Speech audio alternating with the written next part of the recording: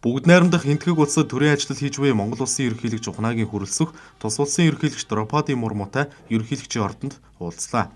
Ерөнхийлөгч хүрэлцэх сүрлэг Гималайн уулс өнгө алгалсан өв соёл, эртний гүн ухаан болон орчин цагийн хөгжил дэвшлийг хослуулсан энтгэг улсад төрийн ажил хийж байгаадаа баяртай байгаагаа илэрхийллээ. Монголын талын төлөөлөгчдийг илгэсэг дотно халуун сэтгэлээр хүлээн авч буй ерөнхийлөгч болон энтгэгийн ард түмэнд чин сэтгэлийн талархлаа илэрхийллээ. Ерөнхийлөгч Мурму Монгол улсын ерөнхийлөгчийн энэхүү төрийн айлчлал хоёр орны ард түмний найрамдал, нөхөрлөлөө харилцан итгэлцэл, хүндлэл оюун санааны хөршийн нандин холбоог бэхжүүлж ирээдүйн хамтын ажиллагааны хэтийн төлөвийг тодорхойлоход чухал ач холбогдолтой түүхэн айлчлал болж байгааг онцоллоо.